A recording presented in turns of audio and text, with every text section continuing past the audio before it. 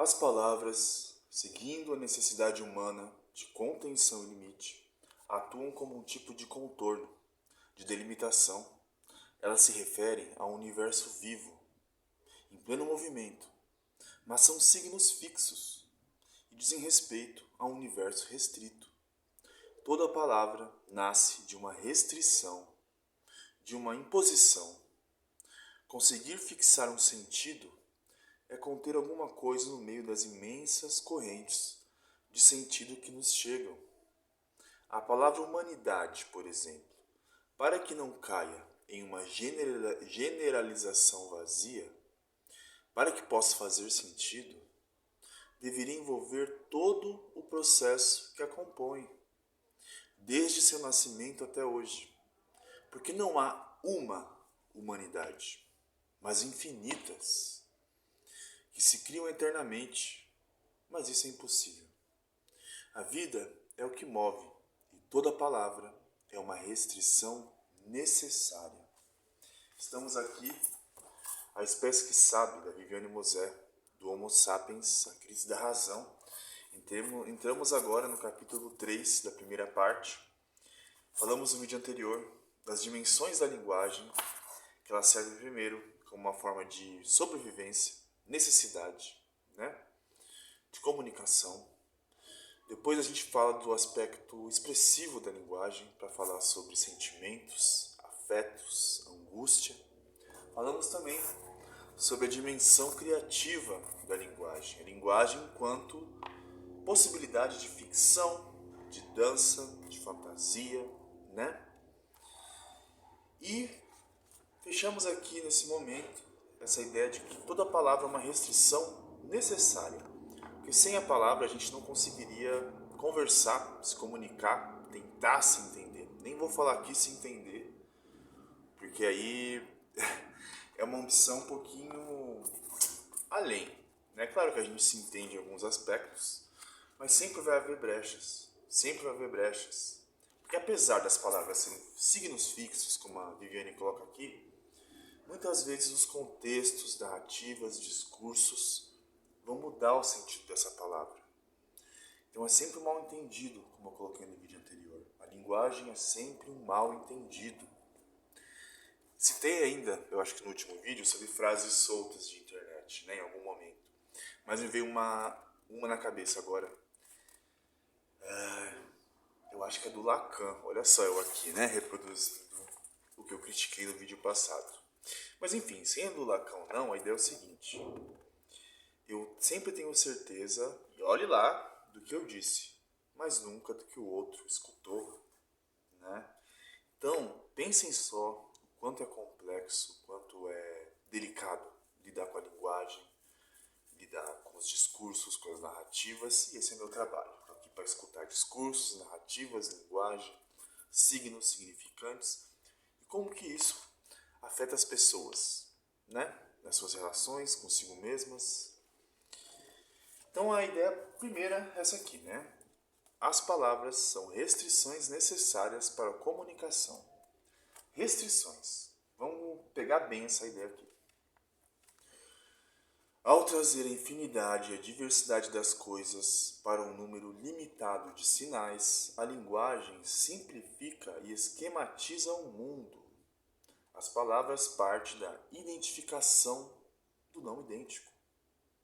Se eu sou homem, sei lá, Clarice Lispector é mulher.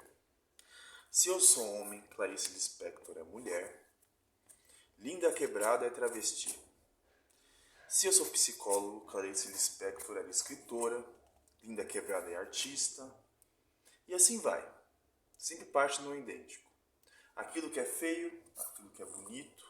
E olhe só que loucura, o que pode ser bonito para um é feio para outro e vice-versa. Vejam só, né? A identificação do não idêntico, a partir da diferença. Quer dizer, da necessidade de dar identidade às diferenças, de nivelar e igualar para efeito de comunicação e acordo. Igualar para efeito de comunicação e acordo. A linguagem, diz Nietzsche, é produto de uma convenção, mas surgiu de uma experiência originária. na qual a atividade metafórica e artística humana se manifestou. Como dar conta, dessa atividade metafórica e artística? Por meio da linguagem. A gente está falando de falar aqui ainda. Existem outras formas de linguagem que não são ditas linguagem corporal. Linguagem projetiva de um desenho, linguagem de um texto, linguagem que seja de uma pregação, de um sermão na igreja, de uma prece no centro de Umbanda. E aí vai, a linguagem serve também para isso, Também para isso. Mas essa experiência foi esquecida, permanecendo o caráter convencional da linguagem. Que a gente terminou no outro vídeo lá atrás, um caráter convencional. A linguagem por si só, como está sendo dito aqui, é uma restrição necessária. Quando você pega a restrição da restrição para restringir mais, aí fica muito empobrecida a coisa, não é? Para que o sistema simplificado de signos pudesse representar a pluralidade múltipla e móvel que é a vida, era preciso que o ser humano esquecesse o mundo e se relacionasse cada vez mais com a linguagem. Uma das grandes críticas do Nietzsche, mais uma vez, da nossa cultura ocidental, é essa negação da vida. A gente vive a partir da linguagem, dos conceitos e esquece da vida. Isso acontece muito, talvez, no meio intelectual. No meio intelectual acontece muito isso. Inclusive é uma crítica que os intelectuais recebem bastante de viver naquela bolha acadêmica, intelectual, no mundo das ideias, não está ali na prática, na praxis, aqui lembrando Paulo Freire, que é a ação-reflexão, E não são só os intelectuais, a gente às vezes vive muito a partir disso, A gente acredita que as palavras dão conta das coisas e não dão. Como eu disse no outro vídeo, há afetos que talvez não tenham conceito ainda, não tem como dizer deles. E na análise aqui, na terapia, a gente tenta fazer isso. Isso causa efeito. Causa efeito. Pois é, para que o sistema simplificado de signos pudesse representar a pluralidade múltipla e móvel que é a vida, era preciso que o ser humano esquecesse o mundo e se relacionasse cada vez mais com a linguagem. Foi graças à sua capacidade de esquecer que o ser humano conseguiu produzir esse sistema de substituição que se tornou a linguagem. A gente substitui a vida, as sensações, as paixões pela linguagem. Lembra que a gente falou lá atrás que em algum momento nós, na história da humanidade, precisou se restringir, precisou se limitar? É preciso se limitar, mas uma coisa pode coexistir com a outra, a vida e a linguagem. Não substituir a vida pela linguagem, viver o mundo das ideias, não o mundo da ação. As coisas se conversam, as coisas se convivem. A gente tem muita mania de falar ou isso ou aquilo, E geralmente não é assim. Geralmente é isso e aquilo, não ou, Enfim, Enfim, as palavras não se relacionam com as coisas, mas com o universo simbólico dos signos. Cada palavra remete sempre a uma outra palavra. Cada sentido a um outro sentido, enquanto o mundo de intensidades móveis, de pluralidades e mudanças, se mantém como um universo à parte. Olha só, isso aqui eu li e falei, que doideira. Porque a gente acha, como falei, a gente acha que as palavras, a linguagem dá conta das coisas e não dá. A linguagem está dentro desse universo fechado, limitado, que são signos. O mundo funciona aquém da linguagem. A gente cria a linguagem para poder falar e dizer do mundo. Mas o mundo está aí, O mundo está aí. Isso volta um pouquinho a uma coisa que eu já falei em outros momentos aqui. Eu sempre reforço que faz parte da minha ideia de ser humano, de vida, de existência, que é que as coisas, não é a minha ideia só, tá? Faz parte do que eu estudo. As coisas não são naturais. Eu já falei, o exemplo do sol, eu adoro dar o exemplo do sol. lá, milhões de anos atrás, não foi assim, o cara olhou pro céu e falou, pô, o cara ou a mina, né?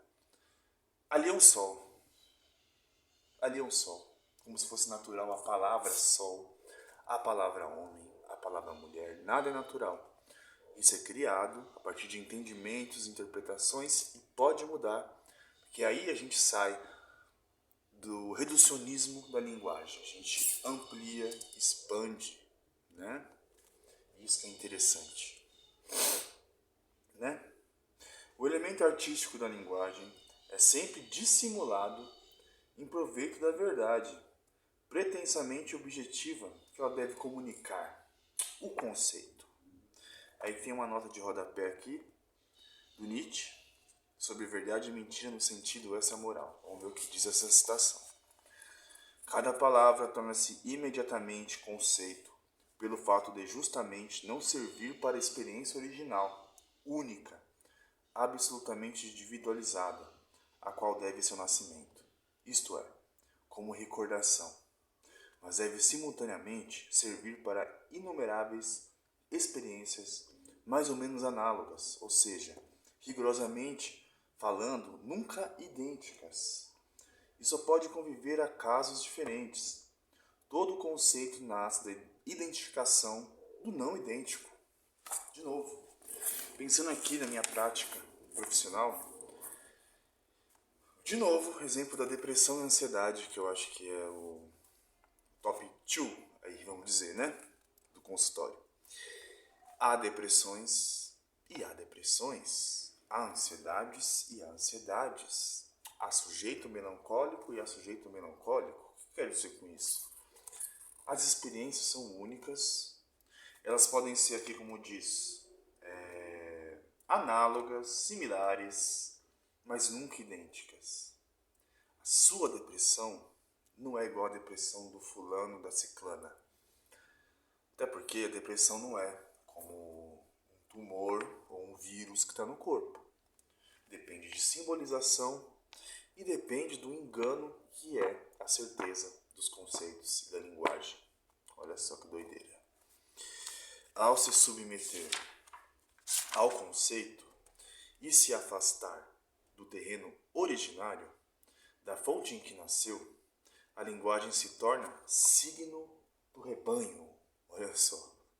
Quer dizer, um mecanismo de produção e reprodução do que é mediano, comum, ou seja, uma submissão das diferenças à identidade. Olha só que provocação aqui, né? Linguagem signo do rebanho, mecanismo mediano de reprodução, uma submissão das diferenças à identidade. Quem é que gosta, né, de pensar na ideia de que faz parte do rebanho? Fazemos. Só que assim, isso não é definitivo e fechado. É isso que a gente está tentando dizer aqui. Não vamos nos limitar na certeza das palavras, dos conceitos, né? A gente precisa dessa delimitação da linguagem, seria impossível viver. Só que uma das coisas mais, talvez, fascinantes da psicologia, da filosofia, da psicanálise, é brincar com as palavras. Mas brincar sério, brincadeira é coisa séria aqui, né? Que é isso que a gente faz. O que a gente está dizendo, como a gente está dizendo, para quem a gente está dizendo, como, né? De que jeito. Então é isso. No próximo capítulo aqui, episódio da série da Viviane Mosé, a espécie que sabe, a gente vai entrar na questão da consciência. Aí a gente vai ter bastante ideia bacana. Mais ideia bacana, né? Porque esse livro aqui é muito rico, né? A gente está pensando muita coisa aqui a partir dele. Então é isso. Espero ver você na próxima. Não vou ver, mas espero que você me veja, talvez. E até lá. Beijos e abraços. Se cuidem.